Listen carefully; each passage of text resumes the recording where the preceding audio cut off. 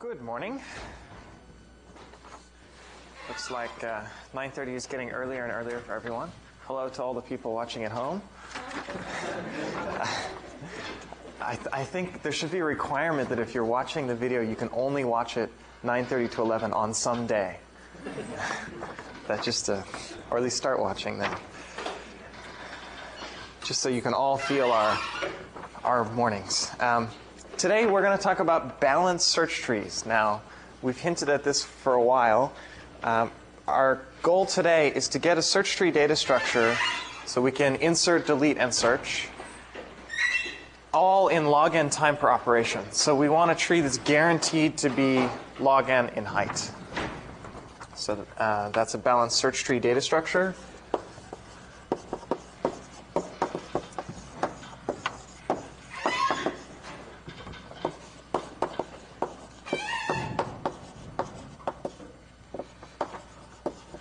We want a data structure that can maintain a dynamic set of n elements in log n time per operation.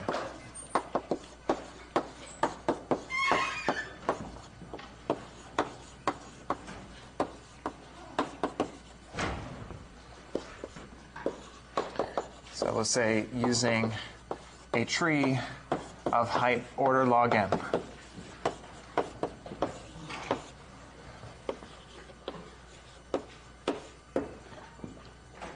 Now, if you look very closely, we haven't actually defined what a search tree data structure is. We've defined what a binary search tree data structure is, and that's one particular kind, and that's what we'll be focusing on today. In recitation on Friday, we'll look at, or you will look at, balanced search trees that are not necessarily binary. They can have, each node can have a constant number of children, not just two. Okay, so I'm defining this generally. You'll actually see what a search tree is in the general case later on. Today we'll just be focusing on the binary case, so I won't define this yet. There are a lot of different balanced search tree data structures. So these are the main ones that I know of. The first one was AVL trees. This was invented in 1962, so that was the beginning of fast data structures.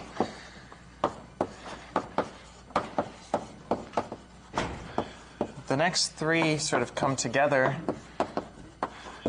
and this is what you'll cover in recitation this week. So these are non-binary trees. Instead of binary, we have maybe binary and tertiary, or binary or tertiary or quaternary, or a general constant degree B.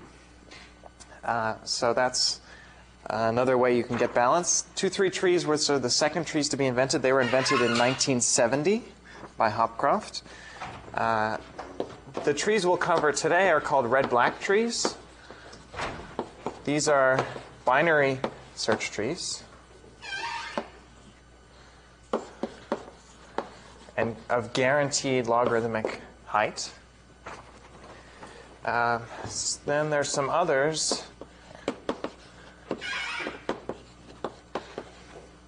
So skip lists are ones that we'll cover next week. It's not exactly a tree, but it's more or less a tree. And one that you'll see on your problem set this week are treeps, which I won't talk too much about here, but they're in some sense easier to get because they essentially just rely on the material from last Monday. Right, so on Monday, we saw that if we just randomly built a binary search tree, it's going to have log n height most of the time in expectation. So treeps are a way to make that dynamic, so that instead of just having a static set of n items, you can insert and delete into those items and still effectively randomly permute them and put them in a tree. So in some sense, that's the easiest. It's also one of the most recent search tree data structures that was invented in 1996. By a couple of geometers, Ryman, Seidel, and Aragon. So those are just some search tree data structures. The only ones we will not cover in this class are AVL trees. They're not too hard. If you're interested, you should read about them because they're fun. I think they're a problem in the textbook. Okay, but today we're going to focus on red-black trees.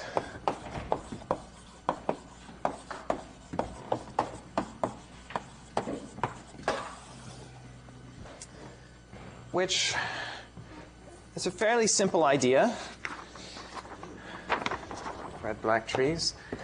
And it's a particular way of guaranteeing this logarithmic height so that all the operations can be supported in log n time. So they're binary search trees. And they have a little bit of extra information in each node called the color field.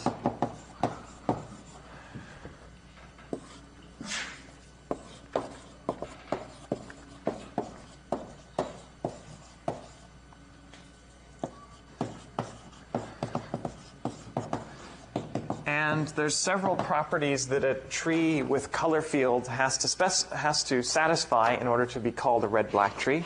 These are called the red-black properties. And this will take a little bit of time to write down, but it's all pretty simple. So once I write them down, I'll say what they really mean. There's 4 properties. The first one's pretty simple. Every node is either red or black. That's hence the name of red-black trees. So the color field is just a single bit specifying red or black. And red nodes I'm going to denote by a double circle because I don't have colored chalk here. And black nodes will be a single circle. And you probably don't have colored pens either, so save us some grief. Red is double circle, black is single circle. And we sort of prefer black nodes in some sense. Red nodes are a pain, as we'll see.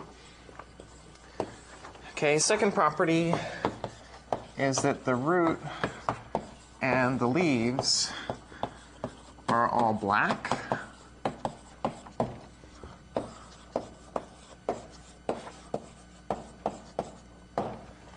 And I'm going to pull a little trick here, or treat binary search trees a little bit differently than we have in the past. Normally you think of a tree as a bunch of nodes. Each node could have 0 or 1 or 2 children, something like this. I'm going to imagine appending every place where a node does not have a child. I'm going to put a little dot here, an external node which I call a leaf. So normally leaves would have been these items. I'm just going to add to every absent child pointer a new leaf. And these will be my leaves. These are really the nil pointers from each of these nodes. So now every internal node has exactly 2 children, and every leaf has 0 children. Okay, so these are the nodes I'm referring to. These guys are black, and this guy is black, according to rule 2. Now the properties get a little bit more interesting.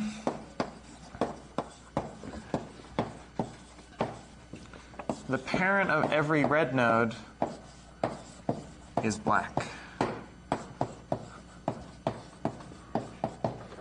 So whenever I have a red node, its parent has to be black, a single circle. Okay.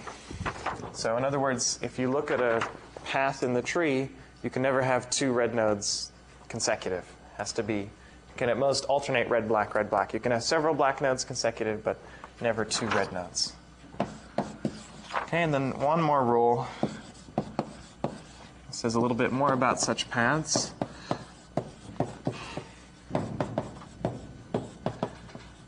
So if we take a simple path, meaning it doesn't repeat any vertices, from a node x to a descendant leaf,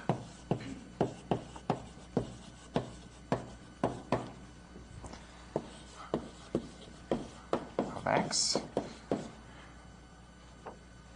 all such paths to all descendant leaves have the same number of black nodes on them.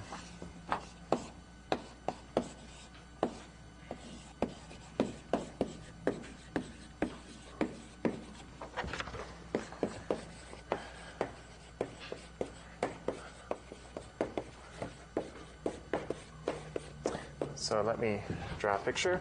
We have some tree. We have some node x in the tree.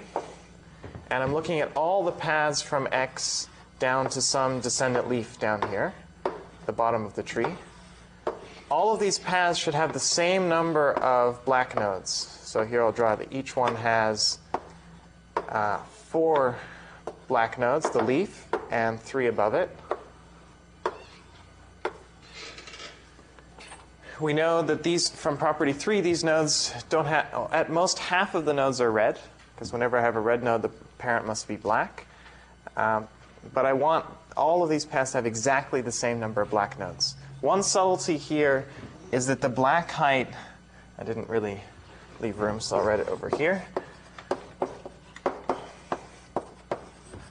This should be the same for all paths, but in particular, the count I'm interested in does not include x itself.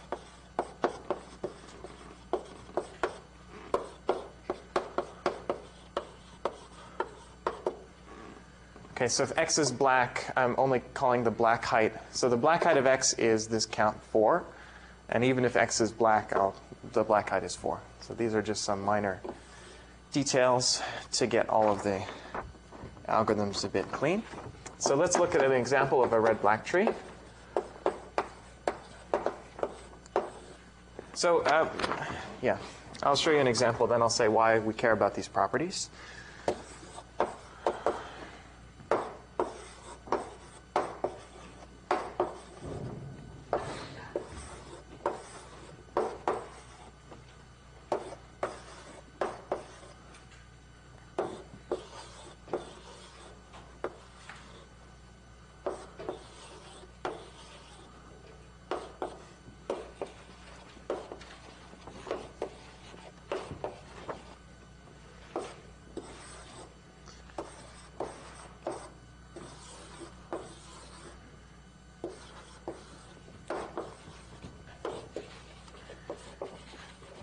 Okay, so this tree has several properties. The first thing is that it's a binary search tree.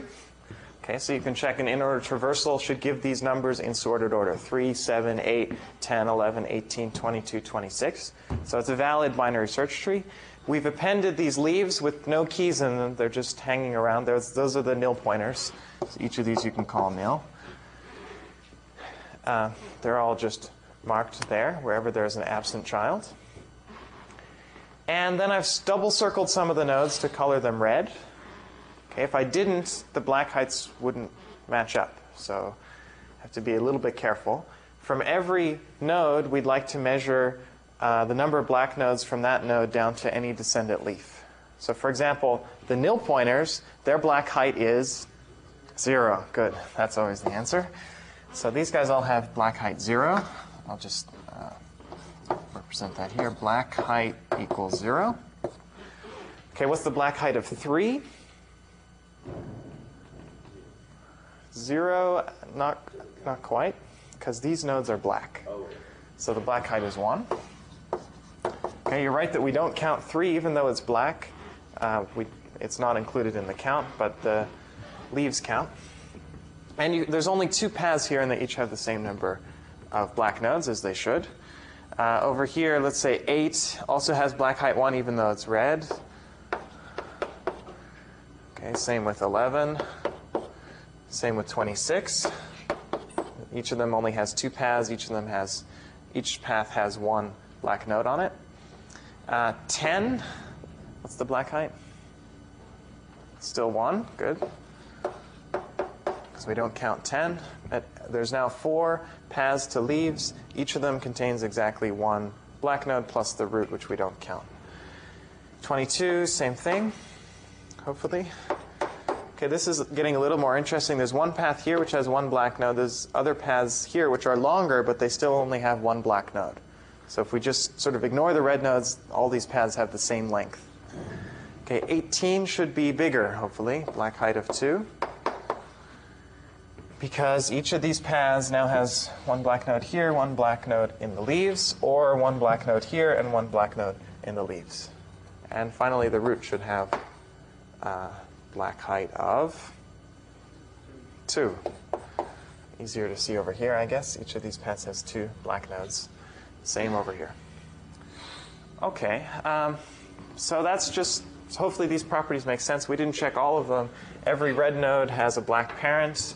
If you look at all of these paths, we sort of alternate red black at most, or we have just a bunch of blacks, but we never repeat 2 reds in a row. The root and the leaves are black. That we used pretty much by definition. Every node is red or black. Okay, that's easy. This is a particular set of properties that may seem a bit arbitrary at this point. They will make sense, a lot more sense as we see what consequences they have. But there are a couple of goals that we're trying to achieve here. One is that these properties should force the tree to have logarithmic height, order log n height. And they do, although that's probably not obvious at this point. It follows mainly from this from all the properties. 3 and 4 are the main ones, but you pretty much need all of them. The other desire we have from these properties is that they're somehow easy to maintain. Okay, I can create a tree in the beginning that has this property. For example, I could make, I have to be a little bit careful, but I could make, certainly if I take a perfectly balanced binary tree and make all of the nodes black, it will satisfy those properties. Okay, this is a red-black tree. Okay, so it's not too hard to make these properties hold just from the beginning. The tricky part is to maintain them. When I insert a node into this tree and delete a node from this tree, I want to make it not too hard. In log n time, I've got to be able to restore all these properties. Okay, that will be the hardest part. The first thing we'll do is prove that these properties imply that the tree has to have height order log n. Therefore, all searches and queries on that data structure will run fast. Then the hard part will be to make sure these properties stay true if they initially held true when we make changes to the tree.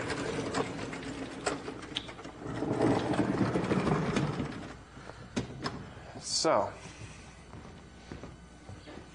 let's look at the height of a red-black tree.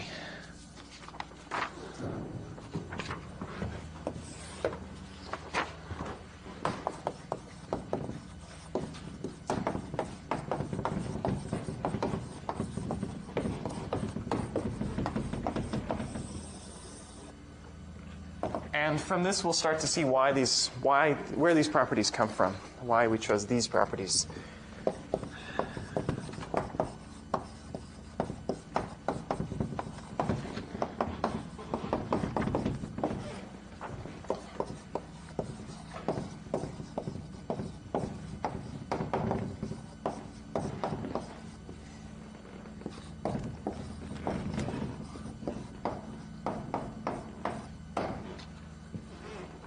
So the claim is that a height of a red-black tree with n keys, so I'm not saying nodes here because I really only want to count the internal nodes, not these extra leaves that we've added, has height at most 2 times log of n plus 1, so order log n.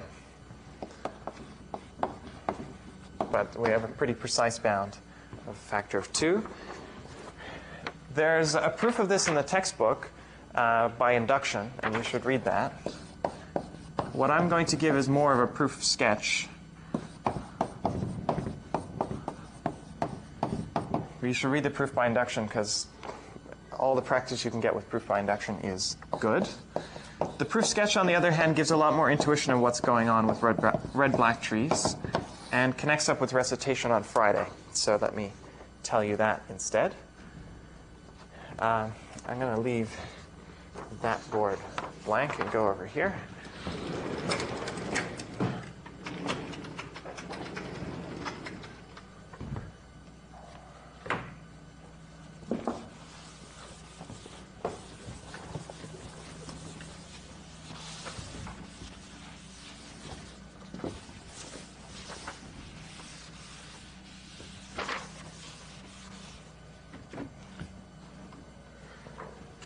So the first thing I'm going to do, this is sort of, I'm going to manipulate this tree until it looks like something that I know.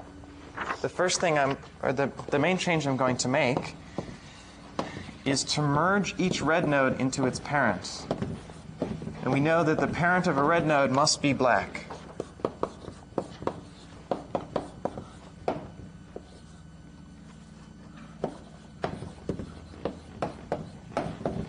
So merge each red node into its black parent. So let's look at that here. So I'm going to take this red node, merge it into its parent, take this red node, merge it into its parent, and so on. There's one up there which I can't reach, but I'm going to redraw this picture now. So 7, so the top node now becomes, in some sense, 7 and 18. They got merged together, but no one else joined them. Then on the left, we have 3. Okay, nothing joined that, and there's some leaves as usual. Now, if you look at, maybe I'm going to have to draw this. Uh-oh. Heard that sound before. So I'm merging these nodes together. And I'm merging all of these nodes together, because each of these red nodes merges into that black node.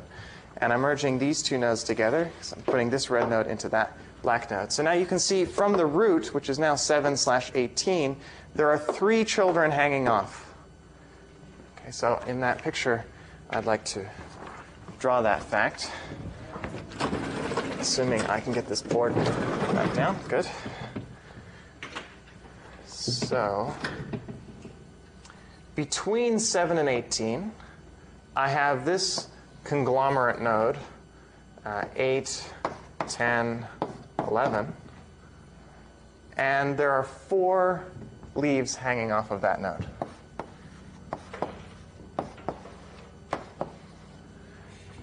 And off to the right, after 18, I have a conglomerate node, 22/26. And there are 3 leaves hanging off of there. Okay? Kind of a weird tree because we've dealt mainly with binary trees so far, but this is a foreshadowing of what will come on Friday. This is something called a 2-3-4 tree.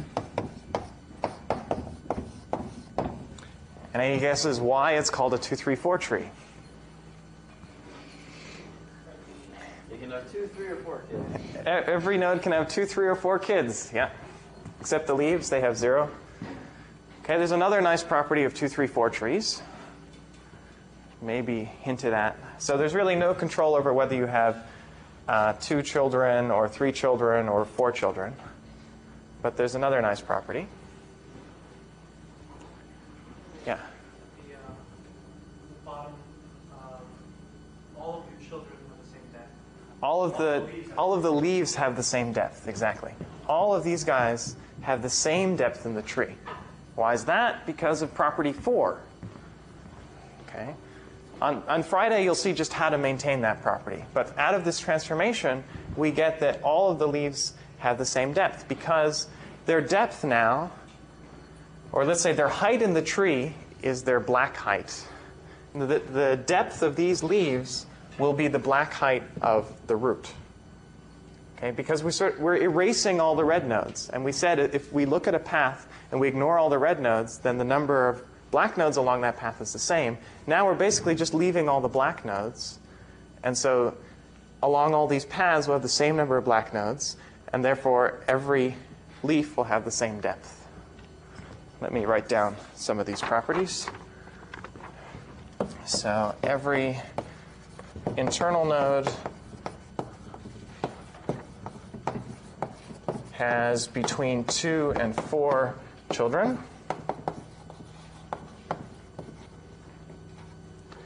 And every leaf has the same depth.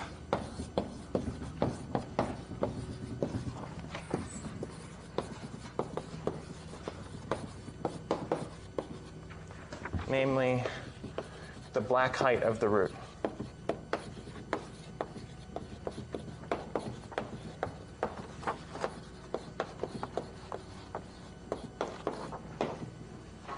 This is by property 4. Okay, so this is telling us a lot. So essentially what this transformation is doing is ignoring the red nodes. And then if you just focus on the black nodes, height equals black height. And then black height is telling us that all the root to leaf paths have the same length. Therefore, all these nodes are at the same level. Having leaves at the same level is a good thing, because it means that your tree is pretty much balanced. If you have a tree where all the nodes are branching, so they all have at least 2 children, and all the leaves are at the same level, that's pretty balanced. Okay, we'll prove some form of that now. I'm going to call the height of this tree h prime. The height of the original tree is h. That's what we want to bound here. So the first thing is to bound h prime, and then we want to relate h and h prime. Okay. So first question is, how many leaves are there in this tree? And it doesn't really matter which tree I'm looking at, because I didn't do anything to the leaves. All the leaves are black, so the leaves didn't change. How many leaves are there in this tree, and therefore in this tree? That's right? 9. Indeed, there are 9. But I meant in general, sorry. In this example, there are 9. How many keys are there? 8. So in general, how do you write 9 as a function of 8? For large values of 9 or 8. Sorry? Plus 1, good. Correct answer by guessing. N plus 1. Okay, why is it n plus 1? Because whenever we have it, let's look at the binary tree case where we sort of understand what's going on. Well, wherever you have a key, there are 2 branches. And that's not a very good argument. Okay, but we have what is here called a branching binary tree. Every internal node has exactly 2 children. And we're counting the number of leaves that you get from that process in terms of the number of internal nodes. The number of leaves in a tree, of a branching tree, is always 1 plus the number of internal nodes. You should know that. You can prove it by induction. Okay, so the number of leaves is n plus 1. It doesn't hold if you have a single child. It holds if every internal node has a branching factor of 2. Okay, this is in either tree. And now we want to pull out some relation between the number of leaves and the height of a tree. So what's a good relation to use here? We know exactly how many leaves there are. That will somehow connect us to n. And what we care about is the height. And let's look at the height of this tree. So if I have a 2, 3, 4 tree of height h prime, how many leaves could it have? What's the minimum and maximum number of leaves it could have? 2 to the h to 4 to the h, or h prime. So we also know in the 2, 3, 4 tree, the number of leaves has to be between 4 to the h prime, because at most I could branch 4 ways in each node. And it's at least 2 to the h prime, because I know that every node branches at least 2 ways. That's key. So I only care about one of these, I think this one. So I get that 2 to the h prime is at most n plus 1, because the number of leaves is n plus 1. We know that exactly. So we take logs of both sides. This is h1 is at most log of n plus 1. So we have a nice balanced tree. This should be intuitive. If I had every node branching 2 ways and all the leaves at the same level, that's a perfect tree. It should be exactly log base 2 of n plus 1. It turns out not quite n. That should be the height of the tree. Here I might have even more branching, which is making things even shallower in some sense. So I get more leaves out of the same height. But that's only better for me. That will only decrease the height in terms of the number of leaves. N plus 1 here was the number of leaves. So, cool. That's an easy upper bound on the height of this tree. Now what we really care about is the height of this tree. So we want to relate h and h prime. Any suggestions on how we might do that? How do we know that the height of this reduced tree is not too much smaller than this one? We know that this one is at most log n. We want this one to be at most 2 log n plus 1. Or we know the answer, right? We've said the theorem. Sorry? Right. So property 3 tells us that we can only have one red node for every black one. We can at most alternate red and black. So if we look at one of these paths that goes from a root to a leaf, the root to a leaf, the number of red nodes can be at most half the length of the path. And that's if we take the max overall paths, that's the height of the tree. So we know that h is at most 2 times h prime. Or maybe it's easier to think of h prime as at least a half h. Assuming I got that right. Because at most a half of the nodes on any root to leaf path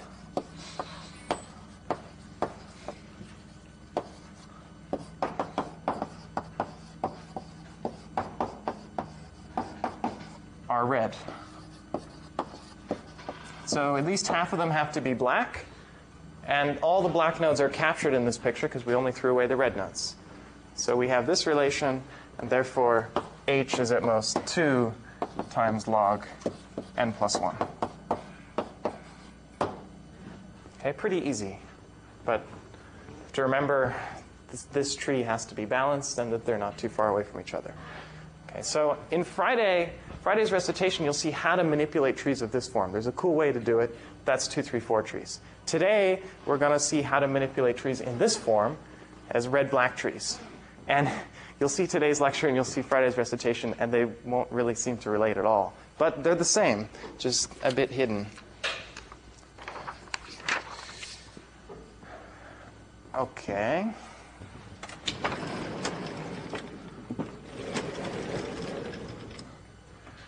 So this is good news. We now know that all red-black trees are balanced. So as long as we can make sure that our tree stays a red-black tree, we'll be okay. We'll be okay in the sense that the height is always log n, and therefore queries in a red-black tree. So queries are things like search, find a given key, find the minimum, find the maximum, find the successor, find the predecessor. These are all queries that we know how to support in a binary search tree, and we know how to do them in order height time. And the height here is log n, so we know that all of these operations take order log n in a red-black tree.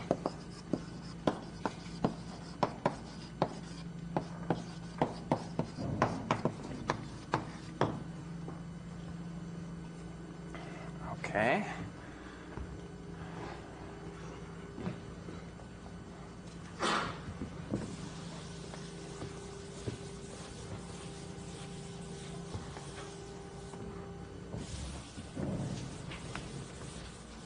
So queries are easy. We're done with queries.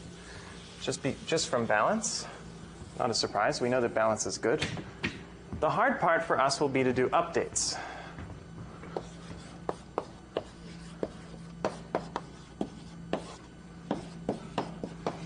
And in this context, updates means insert and delete.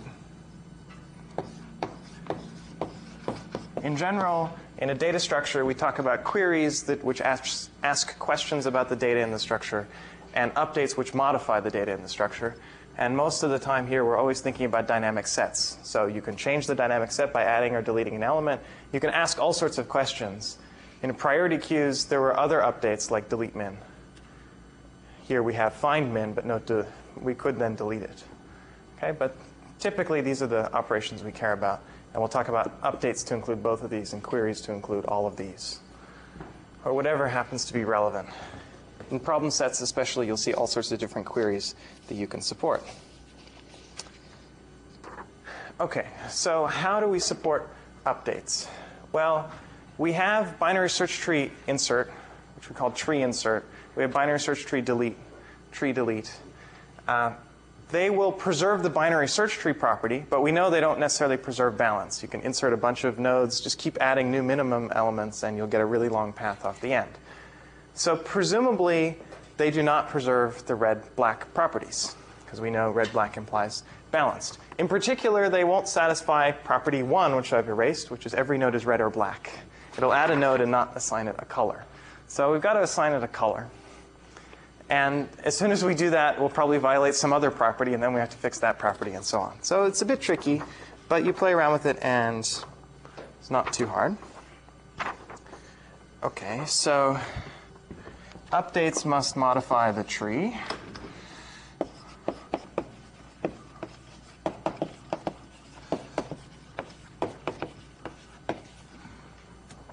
And they're going to do it to preserve the red-black properties. They're going to do it in 3 different kinds of modifications. The first thing we will indeed do is just use the BST operation, tree insert or tree delete. That's something we know how to do. Let's just do it. We're going to have to change the colors of some of the nodes. In particular, the one that we insert better be colored somehow. And in general, if we just rip out a node, we're going to have to recolor it. Recolor some nearby nodes. There's one other kind of operation we're going to do. So recoloring just means set to red or black. The other thing you might do is rearrange the tree, change the pointers, change the links from one node to another. And we're going to do that in a very structured way. And this is one of the main reasons that red-black trees are interesting. The kinds of changes they make are very simple. And they also don't make very many of them. So they're called rotations. So here's a rotation.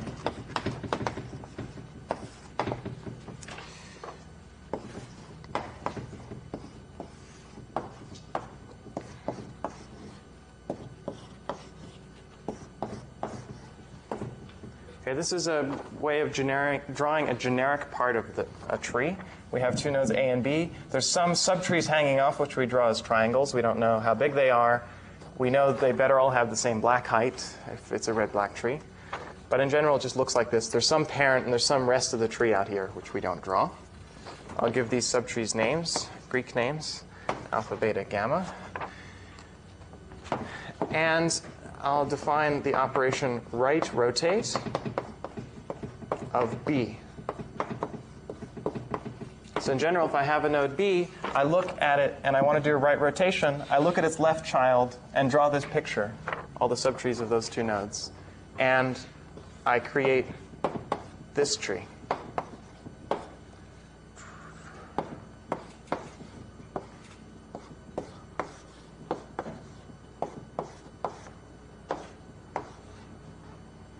So all I've done is turn this edge 90 degrees.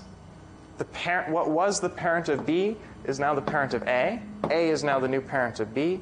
The subtrees rearranged. Before they were both subtrees of, these 2 were subtrees of A, and gamma was a subtree of B. Gamma is still a subtree of B, and alpha is still a subtree of A, but beta switched to being a subtree of B. Okay? The main thing we want to check here is that this operation preserves the binary search tree property. Remember, the binary search tree property says that all the elements in the left subtree of a node are less than or equal to the node, and all the elements in the right subtree are greater than or equal to that value. So in particular, if we take some node little a in alpha, little b in beta, and little c in gamma, then A is less than or equal to capital A, is less than or equal to little b, is less than or equal to capital B, is less than or equal to little c. Okay, and this is the condition both on the left side and on the right side. Because alpha is left of everything, beta is in between A and B, and gamma is after B. And the same thing is true over here. Beta is still supposed to be all the nodes that come between capital A and capital B. So this is good. We can definitely do this operation, still have a binary search tree, and we're going to use rotations in a particularly careful way to make sure that we maintain all of these properties. That's the hard part. But rotations will be our key. This was the right rotate operation. The reverse operation is left rotate. So this is left rotate of A. In general, of the 2 nodes that are involved, we list the top one. So it's right rotate of B will give you this. Left rotate of A will give you this. So these are reversible operations, which feels good. The other thing is that they only take constant time. These are constant time operations because we're only changing a constant number of pointers. As long as you know the node B that you're interested in, you set the left pointer of B to be, you want it to be beta, so you set left of B to be right of A, and so on and so on. You make a constant number of those changes. You update the parents as well. It's only a constant number of links that are changing, so a constant number of assignments you need to do. Okay, you've probably seen rotations before, but we're going to use them in a complicated way.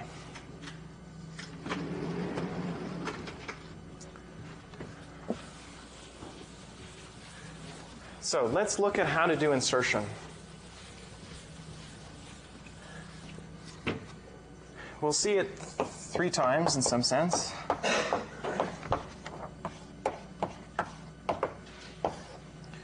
First, I'll tell you the basic idea, which is pretty simple. I mentioned some of it already.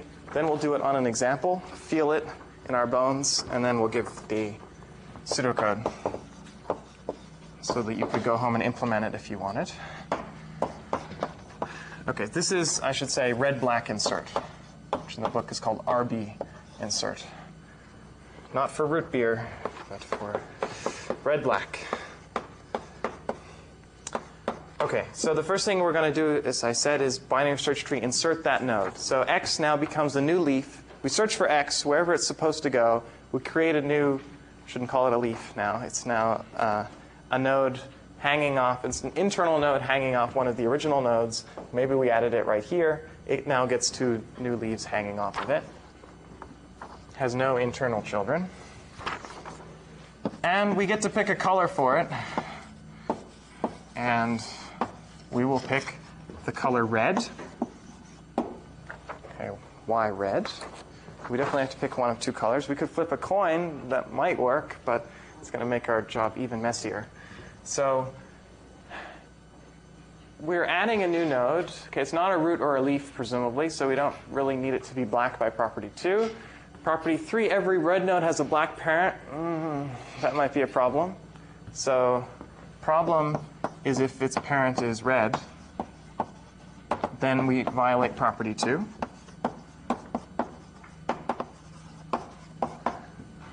Parent might be red.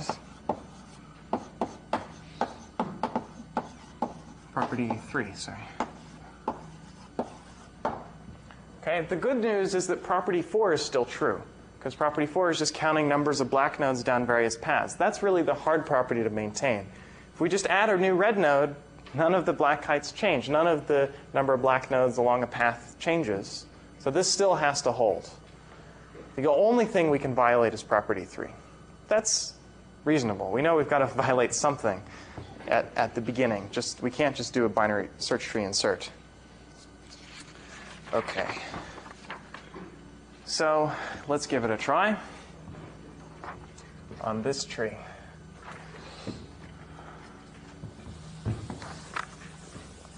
I should say how we're going to fix this. How do we fix property 3? We're going to move the violation of 3 up the tree. So we're going to start at node X and move up towards the root. This is via recoloring. Only thing initially we'll do is recoloring until we get to some point where we can fix the violation using a rotation.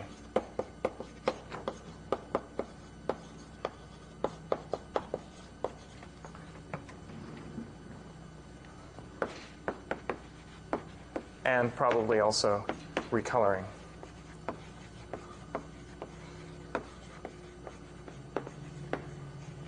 Okay, so let's see this algorithm in action. I want to copy this tree, and you're going to have to copy it too, so I'll just redraw it instead of modifying that diagram.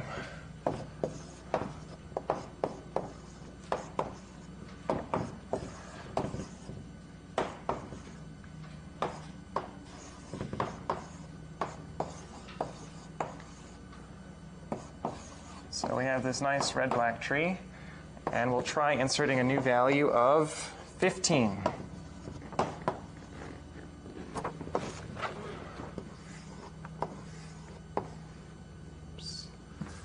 22 is black.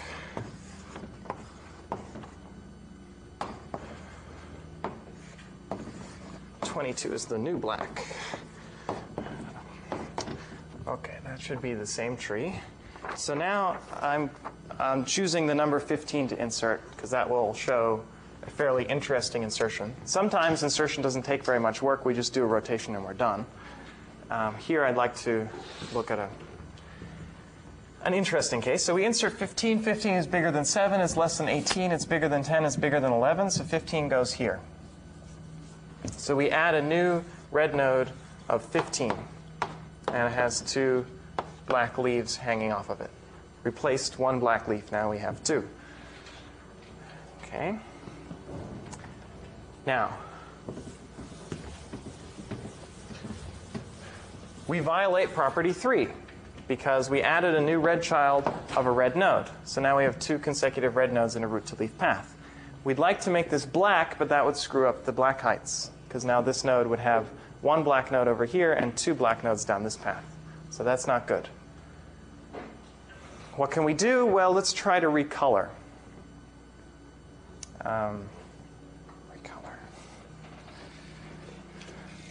Yes. This always takes a little while to remember. So our fix is going to be to recolor.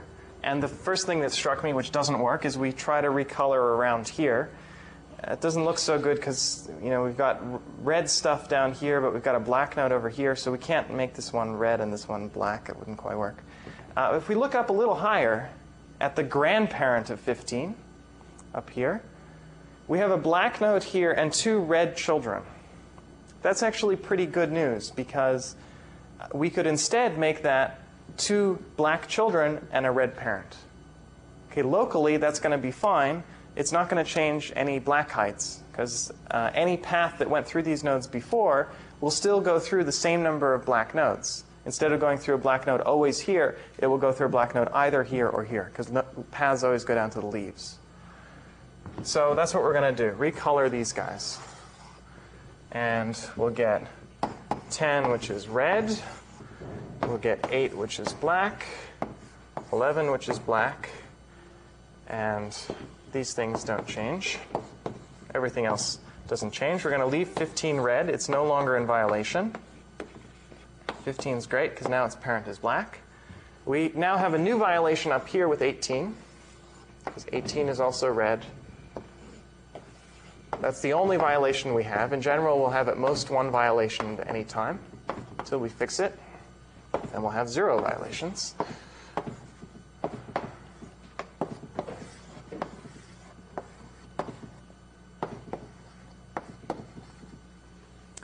Okay.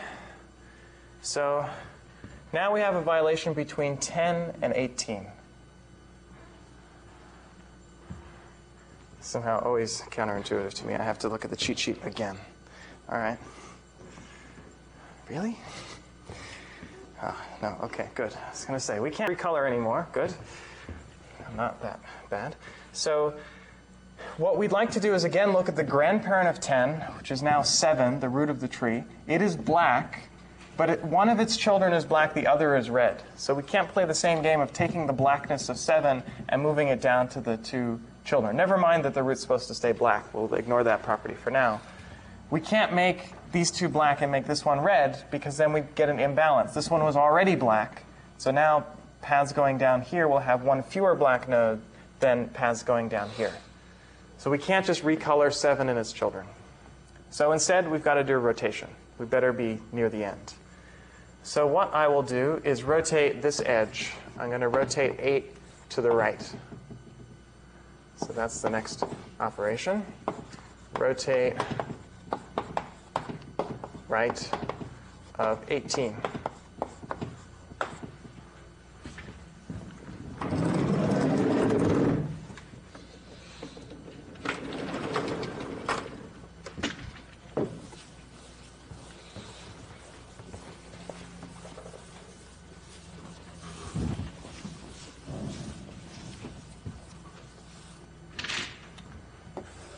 There'll be one more operation after this. So we rotate right 18. So the root stays the same, 7, 3, its children. Now, the right child of 7 is no longer 18, it's now 10. 18 becomes the right child of 10. Okay, we have 8 over here with its 2 children. 11 and 15, that subtree fits in between 10 and 18, so it goes here. 11 and 15.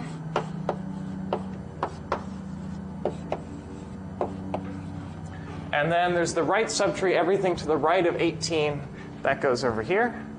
22 and 26.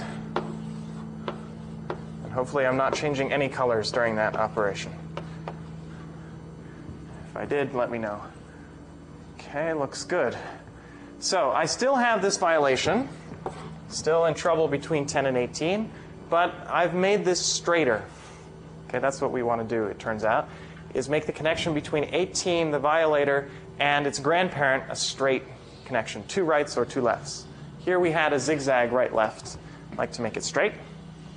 Okay, it doesn't look like a much more balanced tree than this one. In fact, it looks a little worse. But what we can do is now rotate these guys, or rather, rotate this edge. I'm going to rotate 7 to the left, make 10 the root, and then things will start to look balanced. This is a rotate left of 7. And I'm also going to do some recoloring at the same time, just to save me drawing one more picture. Because the root has to be black. I'm going to make 10 black immediately. I'll make 7 red. That's the change. And then the rest is just a rotation. So we have 18 over here. I think I actually have to rotate in order to keep some red-blackness here.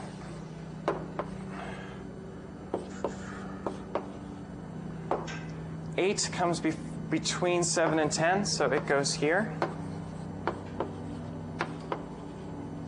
11 goes between 10 and 18, so it goes here.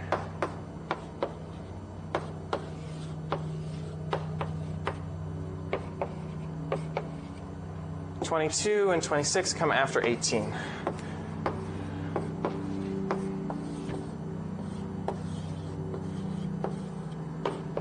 Okay, now, if I'm lucky, I should satisfy all the properties that I want.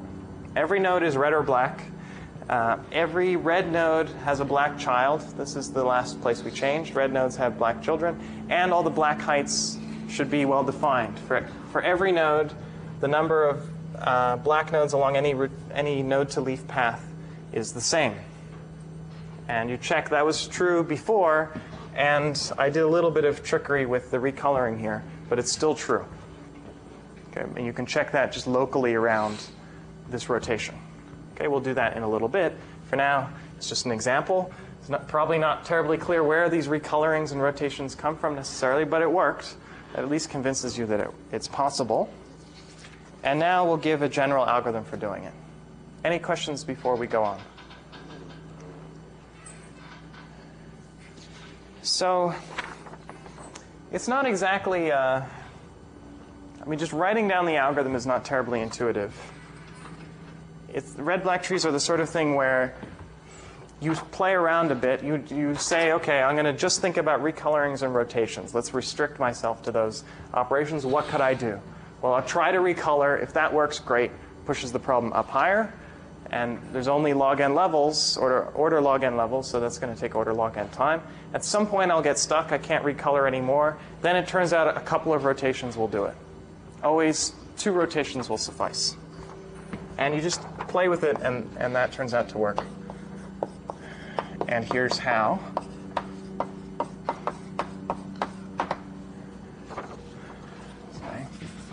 So let's suppose we have a red-black tree and a value x we want to insert. Here's the algorithm. First, we insert it into the DST. So that we know. Then we color the node red. And here I'm going to use a slightly more precise notation. color is a field of x.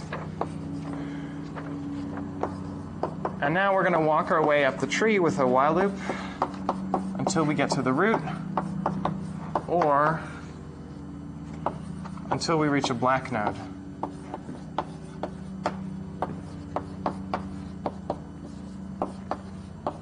So in general, x initially is going to be the element that we inserted, but we're going to move x up the tree. If ever we find that x is a black node, we're happy, because maybe its parent is red, maybe it isn't, I don't care. Black nodes can have arbitrarily colored parents. It's red nodes that we worry about. And so if x is red, we have to keep doing this loop.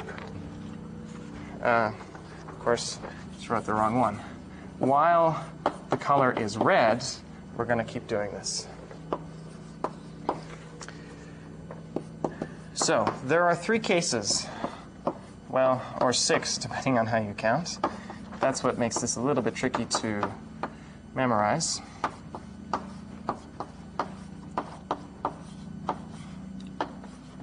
Okay, but there are some symmetric situations. Let me draw them. What we care about, I've argued, is between x and its grandparent. So I'm using p of x here to denote parent of x just because it's shorter. So p of x is x's grandparent. Left of p of x is the left child. So what I'm interested in is I look at x, and if I don't assign any directions, x is the child of some p of x, and p of x is the child of the grandparent, p of x. Now, these edges aren't vertical. They're either left or right, and I care about which one. In particular, I'm looking at whether the parent is the left child of the grandparent. So I want to know, does it look like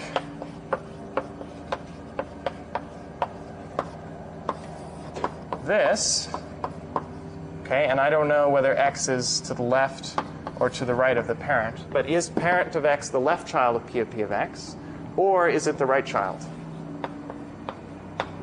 And these 2 cases are totally symmetric, but I need to assume it's one way or the other, otherwise I can't draw the pictures. Okay, so this will be, let's call it category A, and this is category B. And I'm going to tell you what to do in category A, and category B is symmetric. You just flip left and right. Okay, so this is A.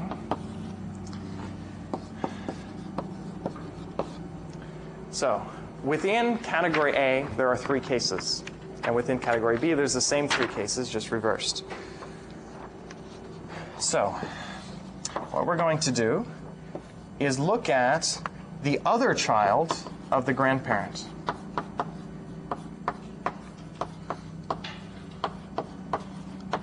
This is one reason why we sort of need to know which way we're looking.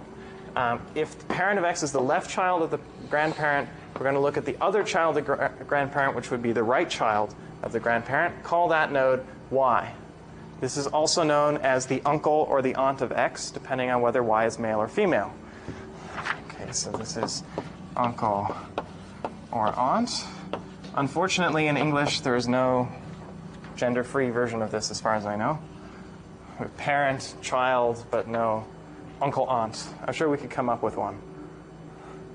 I'm not going to try. It's going to sound bad. All right. So why do I care about y? Because I want to see if I can do this recoloring step. The recoloring idea was, well, the grandparent, let's say it's black. If I can push the blackness of the grandparent down into the 2 children, then if both of these are red, in other words, then I'd be happy. Then I push the problem up. This guy's now red. This guy's black. So these 2 are all right. This one may violate the great-grandparent, but we'll just keep going up, and that will be fine. So if we're lucky, y is red. Then we can just do recoloring. So if the color of y is red, then we will recolor, and I'm going to defer this to a picture called case 1. Okay, let me first tell you how the cases break up, and then we'll see how they work.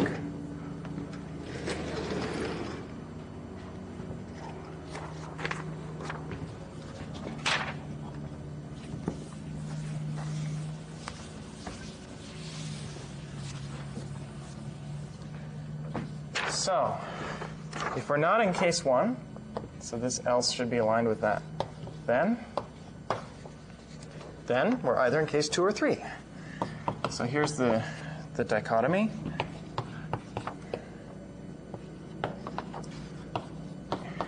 It turns out we've actually seen all of the cases, maybe not A versus B, but we've seen the case in the very beginning where we just recolored, that's case 1. The next thing we saw is it was kind of annoying that the grandparent and 10, so 7 and 10 were not straight, they were zigzagged. So case 2 is when they're zigzagged. Turns out that's if X is the right of if X is the right child of its parent, and the parent is the left child of the grandparent, that's what we've assumed so far, that is case 2.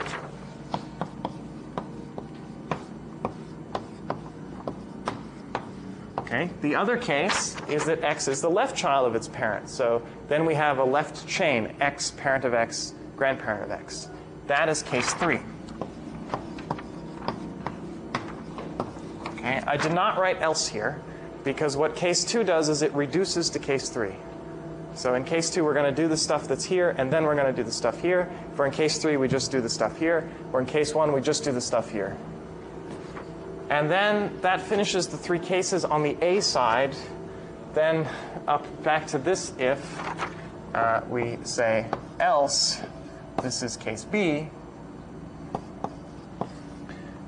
which is the same as A, but reversing the notions of left and right.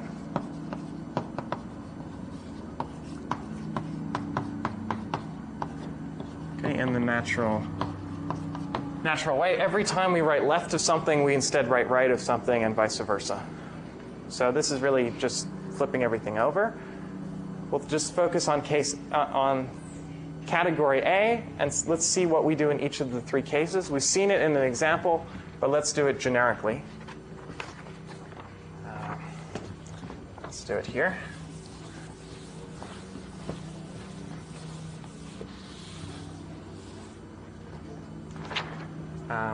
There's one more line to the algorithm, I should say. So aligned with here, we color the root. There's a chance when you do all of this, the root becomes red. We always want the root to be black. If it's red, we set it to black at the very end of the algorithm. This does not change the black height property.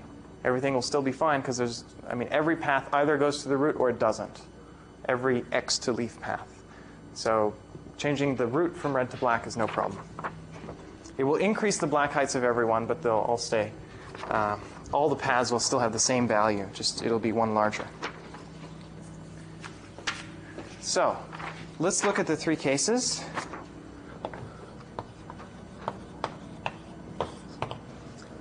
And I'm going to use some notation. Remember, we had triangles in order to denote arbitrary subtrees when we defined a rotation. I'm going to use triangle with a dot on top to say that this subtree has a black root. So this, when I fill something white, it means black because I'm on a black board. Sorry.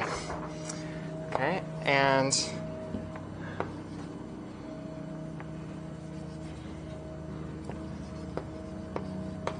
I also have the property that each of these triangles have the same black height. So this will let me make sure that the black height property 4, is being preserved.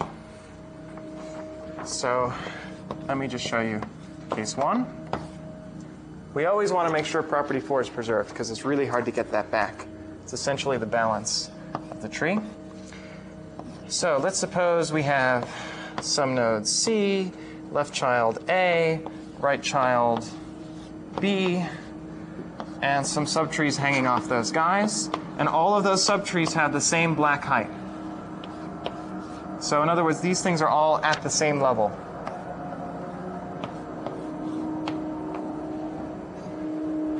Okay, this is not quite what I wanted, sorry. so I'm considering this is node X. X is red, and its parent is red. Therefore, we need to fix something. We look at the node Y, which is over here, and I'll call it, the key is D. The node is called Y. Okay, and it has subtrees hanging off as well, all with the same black height. So that will be true if all of these nodes are red, then all of these nodes have the same black height. And therefore, all of the child subtrees which have black roots all have to have the same black height as well. Okay, so we're sort of looking at a big chunk of red children, a red children's subtree of a black node. Looking at all the stuff that happens to be red. In case 1, Y is red, so it participates. So another way to think of this is if we converted into the 2, 3, 4 tree, or tried to, we would merge all of this stuff into one node. That's essentially what we're doing here. This is not a 2, 3, 4 tree, though. We now have 5 children, which is bad. That's why we want to fix it. So we're going to recolor in case 1. And we're going to take C, instead of making C black and A and D red, we're going to make A and D black and C red. So C is red, A is black, D is black, and the subtrees are the same. B is the same, still red.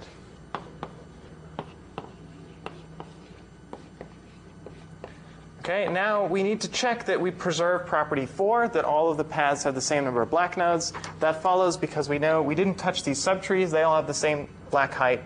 And if you look at any path, like all the paths from A are going to have that black height. All the paths from C are going to have that black height plus 1, because there's a black node in all the left paths, and there's a black node in all the right paths. So all the black heights, all the black lengths are the same. So this preserves property 4. And it fixes property 3 locally, because B used to violate A. Now B does not violate anything. C now might be violated. So what we're going to do is set X. Our new value of X will be C. So it used to be B. We move it up a couple levels. Or in the original tree, yeah, we also move it up a couple levels. So we're making progress up the tree. And then we continue this loop. That's case 1. Recolor, go up. C may violate its parent, in which case we have to recurse. So we're recursing, in some sense, or continuing on C.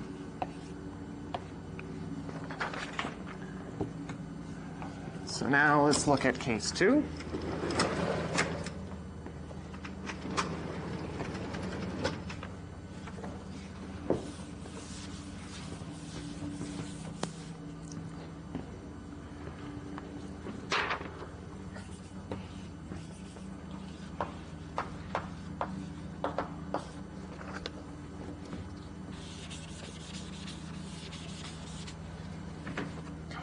So I'm still, in some sense, defining this algorithm by picture.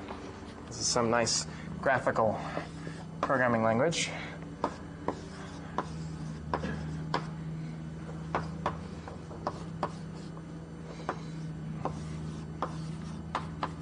So let's draw case 2. Yeah, I forgot to mention something about case 1. So I drew some things here. What do I actually know is true? So let's look at the algorithm, which I've now reversed. But we are assuming that we're in category A. In other words, the parent is the left child of the grandparent. So A is the left child of C. That much I knew. Therefore, Y is the right child. D is the right child of C. I didn't actually know whether B was the right child or the left child. It didn't matter. In case 1, it doesn't matter. Okay, so I should have said the children of A may be reversed, but it's just the same picture.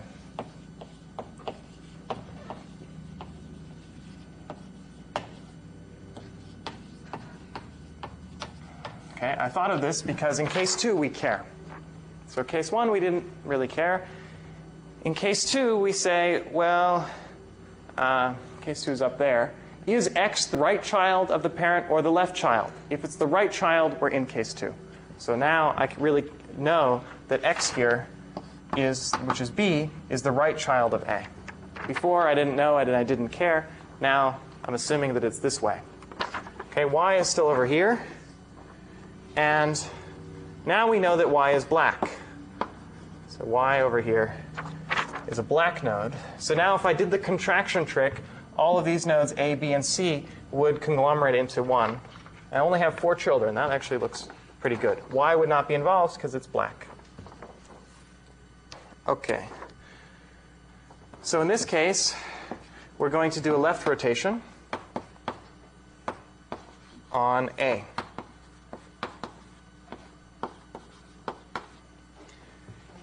So we take this edge, we turn it 90 degrees.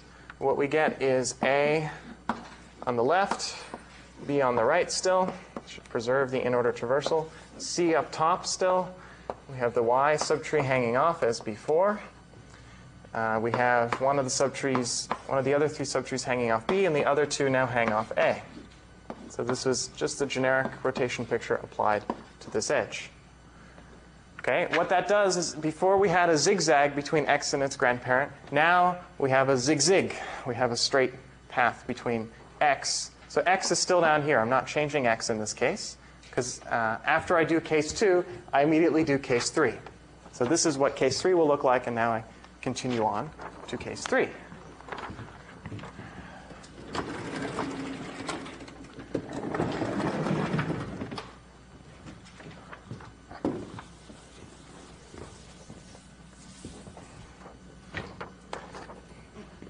So finally, here's case 3, and this will finally complete the insertion algorithm.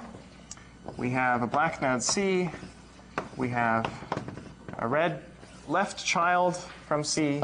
We have a red left grandchild, which is X. And then we have these black subtrees, all of the same black height, hanging off.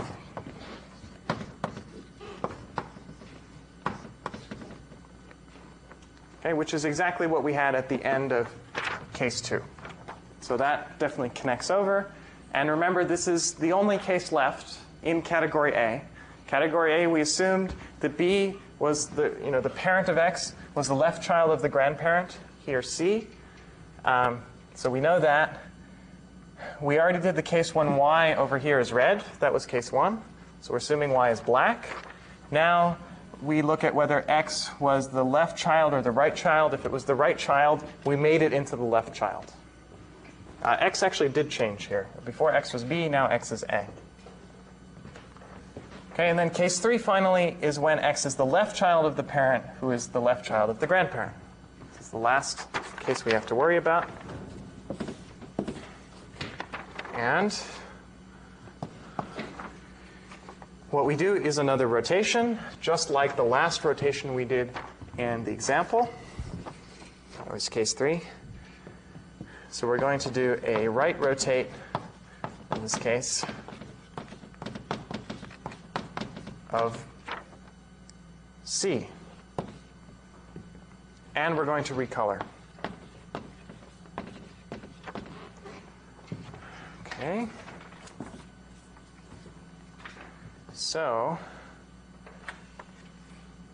what do we get? Well, B now becomes the root, and I'm going to make it black. Okay, remember this is the root of the subtree. There's other stuff hanging off here. I really should have drawn extra parents in all of these pictures, because we're somewhere in the middle of the tree. Don't know where. Could be a rightward branch, could be a leftward branch. We don't know. C becomes the child of B, and I'm going to make it a red child. A becomes a child of B as it was before. Keep it red. And everything else just hangs off. So there were 4 subtrees, all with the same black height. And in particular, this last one had Y, but we don't particularly care about Y anymore. Now, we're in really good shape because we should have no more violations. Okay, before we had a violation between X and its parent, A and B. Those aren't even, well, A and B still have a parent-child relation, but B is now black. So, and B is black, so we don't care what its parent looks like. It could be red or black. Both are fine. We're no longer violating property 3. We should be done in this case. So property 3 is now true. If you want, you can say, well, x becomes this node, and then the loop says, oh, x is no longer red, therefore I'm done. We also need to check that property 4 is preserved during this process. Again, it's not hard because of the 2, 3, 4 tree transformation. If I contract all the red things into their parents, everything else has a constant, every path in that tree has the same length because they have the same black length. And over here, that will still be true. It's a little bit trickier here because we're recoloring at the same time. But if you look at a path that comes through this tree, it used to go through a black node C, and then maybe some red stuff, but I don't care. And then it went through these trees, which all have the same black height, so they're all the same. Now, you come in and you go through a black node called B, and then you go through some red nodes, doesn't really matter, but all the trees that you go through down here have the same black height, so every path through this tree will have the same black length, okay, if it starts from the same node. So we preserve property 4, we fix property 3. That is the insertion algorithm. Whew. It's pretty long. This is something you'll probably just have to memorize. If you try a few examples, it's not so hard. We can see that all the things we did in this example were the 3 cases. The first step, which unfortunately I had to erase for space, all we did was recolor. We recolored 10 and 8 and 11. That was a case 1. 10 was the grandparent of 15. Then we looked at 10. 10 was the violator. It was a zigzag case relative to its grandparent. So we did a right rotation to fix that. Took this edge and turned it so that 10 became next to 7. That's the picture on the top. Then 18, which is the new violator, with its grandparent is a zig-zig. They're both going in the same direction. And now we do one more rotation to fix that. That's really the only thing you have to remember. Recolor your grandparent if you can. Otherwise, make it zig-zig. And then do one last rotation and recolor, and that will work. If you remember that, you can figure out the rest on any particular example. We rotate 10 over. That better be black, because in this case it's becoming the root, but we'll make it black no matter what happens, because there has to be one black node there. If we didn't recolor at the same time, we would violate property 4. Why don't I draw that just for kicks, because I have a couple minutes. So if we just did the rotation here, so say not the following, we take B. B is red. This will give some intuition of why the algorithm was this way and not some other way. And C is black. That's what we would have gotten if we just rotated this tree, rotated B, or rotated C to the right. So these subtrees hang off in the same way. Subtrees look great because they all have the same black height. But you see there's a problem. If we look at all the paths starting from B and going down to a leaf, on the left, the number of black nodes is whatever the black height is over here. Label that, black height. Whereas all the paths on the right will be that black height plus 1 because C is black. So now we've violated property 4. So we don't do this in case 3. After we do the rotation, we also do a recoloring, so we get this. In other words, we're putting the black node at the top, because then every path has to go through that node. Whereas over here, some of the nodes went through C, some of them went through A, so this is bad. Right? Also, we would have violated property 3, but the really bad thing is we're violating property 4 over here. Okay, let me sum up a little bit.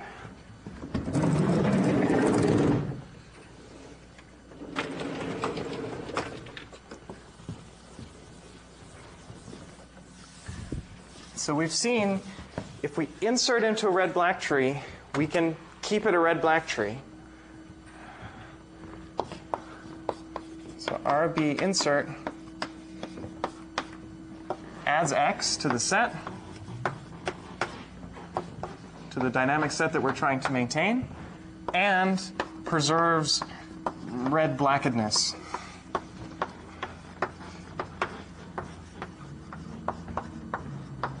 So it keeps the tree a red-black tree, which is good, because that means we know then that it keeps logarithmic height. Therefore, all queries in red-black trees will keep taking logarithmic time. How long does red-black insert take? we know we're aiming for log n time per operation. I'm not going to prove that formally, but it should be pretty intuitive. So cases 2 and 3, sorry, pointing at the wrong place. Cases 2 and 3 are terminal. When we do case 3, we're done. When we do case 2, we're about to do case 3, and then we're done. Okay, so the only thing we really have to count is case 1, because each of these operations, recoloring, rotation, they all take constant time. So it's a matter of how many are there. Case 1 does some recoloring, doesn't change the tree at all, and moves x up by 2 levels. We know that the height of the tree is at most 2 log n plus 1. So the number of case 1s is at most log n plus 1. Okay, so the number of case 1s is at most log n. So those take log n time. And then the number of case 2s and 3s is at most 1 for one of these calls. Well, together 2s and 3s is at most 2. Okay, so log n time. Cool. The other thing that's interesting about red-black insertion is that it only makes order 1 rotations. So most of the changes are recolorings.